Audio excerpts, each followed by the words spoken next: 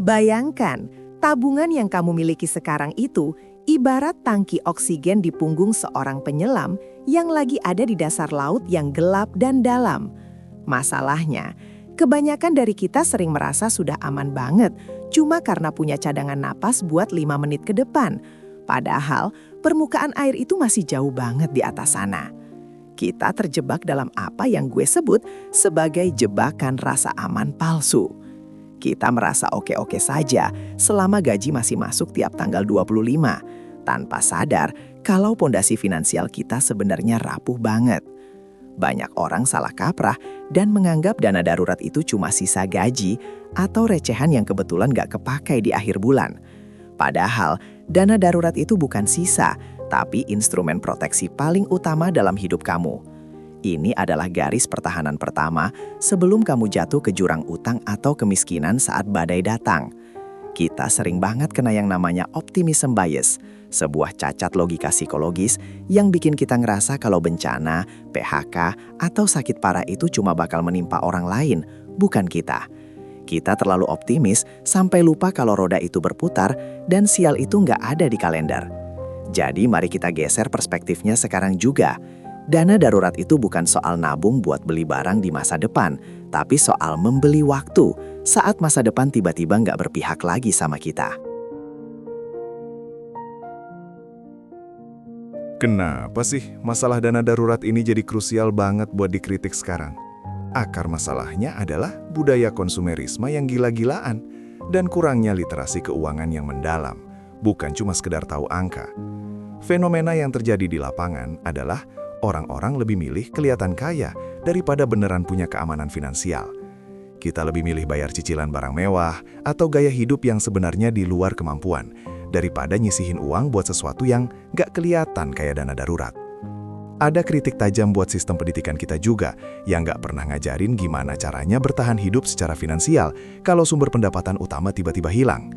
Kita dididik jadi pekerja yang pinter, tapi gak dididik jadi pengelola uang yang tangguh.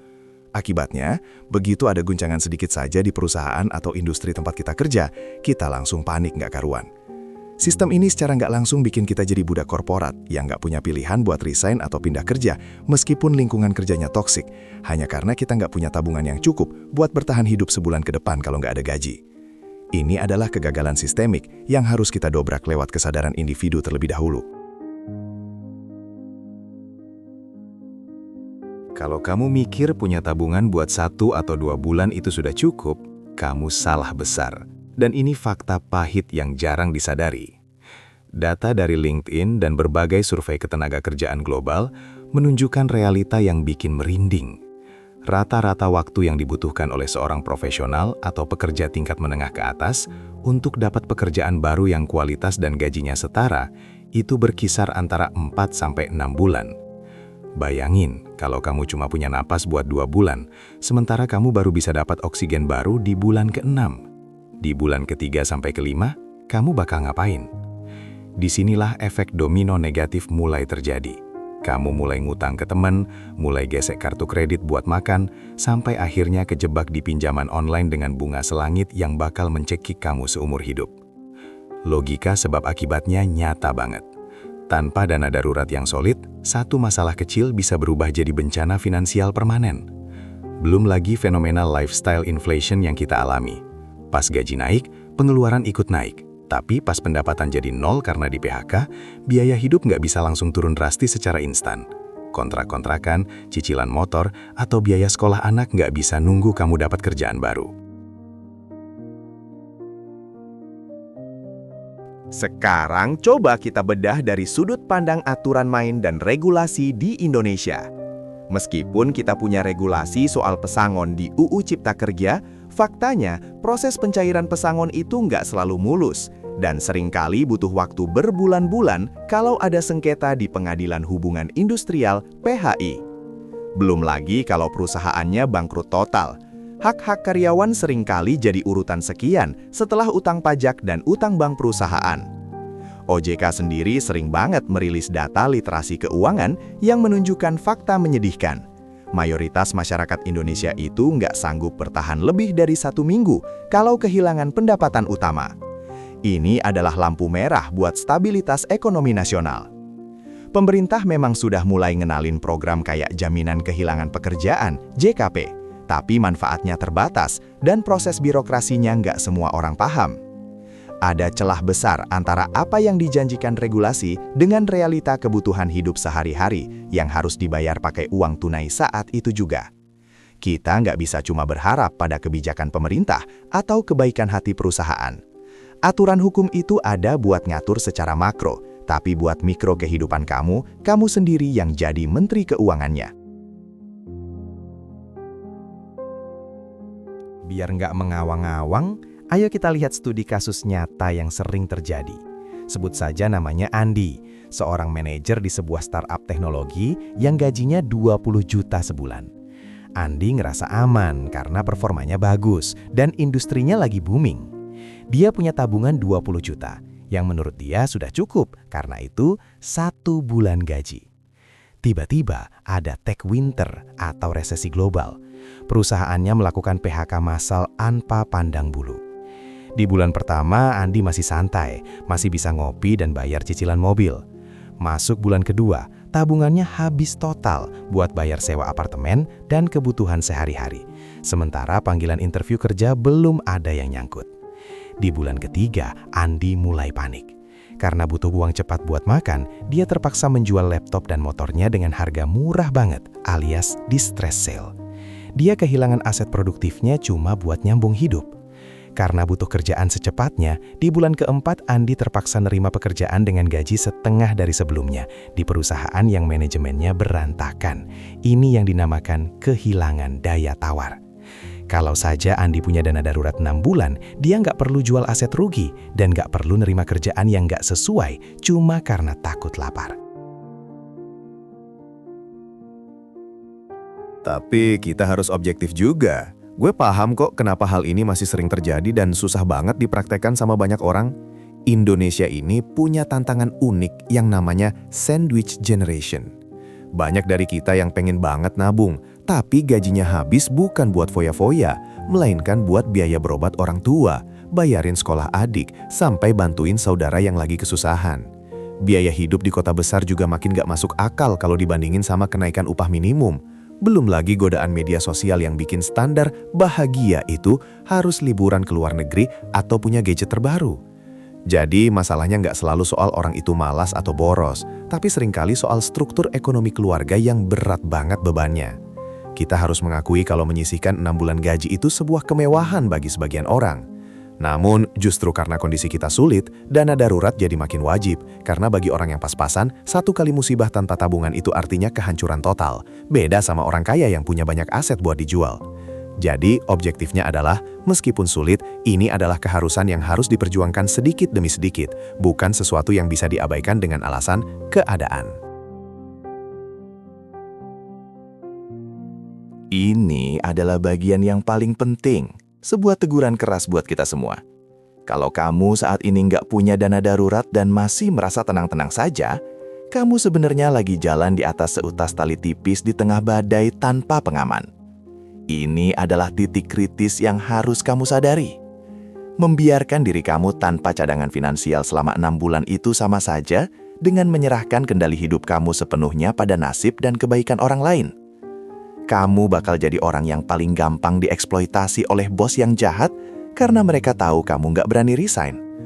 Kamu bakal jadi sasaran empuk perusahaan pinjol ilegal yang bakal neror hidup kamu sampai hancur.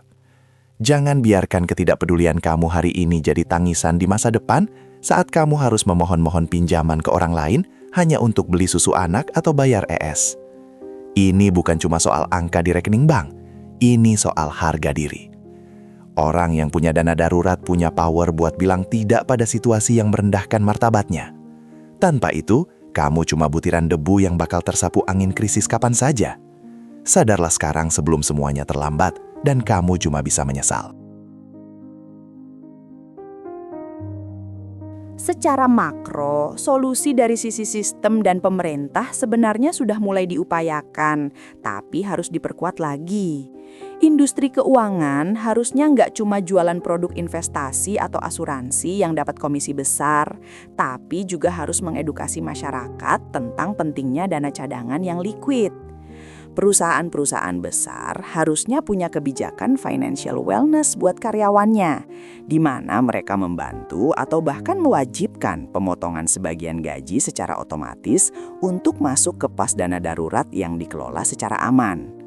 Pemerintah lewat OJK dan BI juga perlu bikin kampanye nasional yang lebih agresif soal ketahanan finansial keluarga, bukan cuma literasi perbankan dasar. Regulasi soal JKP, jaminan kehilangan pekerjaan, harus dibuat lebih inklusif, biar menjangkau pekerja sektor informal dan freelancer yang jumlahnya makin banyak di era gig ekonomi ini. Kalau sistemnya mendukung dan mempermudah orang buat punya cadangan, maka stabilitas ekonomi negara saat krisis juga bakal lebih terjaga, karena daya beli masyarakat nggak langsung terjun bebas saat ada guncangan ekonomi. Nah, buat kamu secara individu, solusinya harus taktis dan praktis. Jangan langsung ambisius mau ngumpulin 6 bulan gaji dalam semalam, itu malah bikin stres dan akhirnya menyerah di tengah jalan. Gunakan metode step ladder. Fokus pertama, kejar target 1 bulan gaji dulu. Begitu tercapai, mental kamu bakal ngerasa menang dan makin semangat. Terus lanjut ke 3 bulan, baru akhirnya ke angka ideal 6 bulan. Ingat anatomi 6 bulan ini. 2 bulan pertama itu peredam kejut, buat stabilin emosi, biar kamu nggak gila pas kena musibah. Bulan 3-4 itu ruang pivot, buat kamu belajar skill baru atau cari peluang bisnis tanpa tekanan harus bayar tagihan besok pagi. Bulan 5-6 itu benteng terakhir yang bikin daya tawar kamu tetap tinggi pas interview kerja karena mereka bisa nyium bau keputusasaan dari kandidat yang nggak punya uang. Gunakan prinsip bayar diri sendiri dulu, pay yourself first. Begitu gaji masuk, langsung potong 10-20% pindahin ke rekening khusus yang nggak ada kartu ATM-nya atau taruh di reksadana pasar uang, RDPU, yang liquid tapi bunganya lebih oke dari tabungan biasa. Jangan tunggu sisa di akhir bulan, karena sisa itu adalah mitos. Untuk pencegahan dan mitigasi di masa depan, kamu harus mulai memisahkan dengan tegas apa itu keinginan dan apa itu kebutuhan. Mitigasi paling ampuh terhadap kebangkrutan pribadi adalah dengan menjaga gaya hidup tetap di bawah kemampuan asli kamu, bahkan saat gaji kamu naik berkali-kali lipat. Jangan biarkan lifestyle inflation memakan semua kenaikan pendapatanmu. Selalu ingat bahwa aset yang tidak liquid seperti rumah atau tanah itu bukan dana darurat. Kamu nggak bisa makan sertifikat rumah kalau lagi lapar.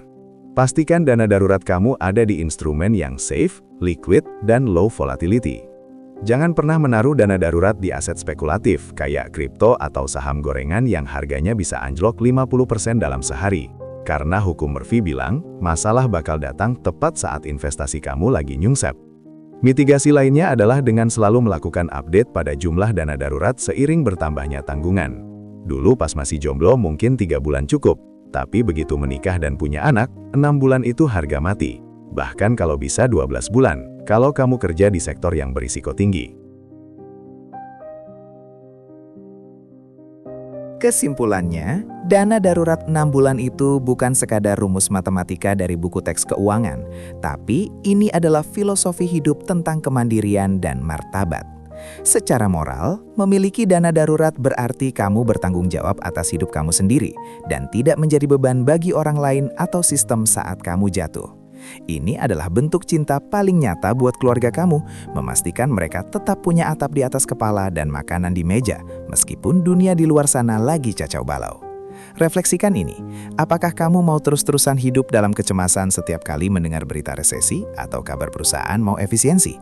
Ataukah kamu mau jadi orang yang tetap bisa tidur nyenyak karena tahu kamu punya benteng yang cukup kuat buat bertahan selama setengah tahun?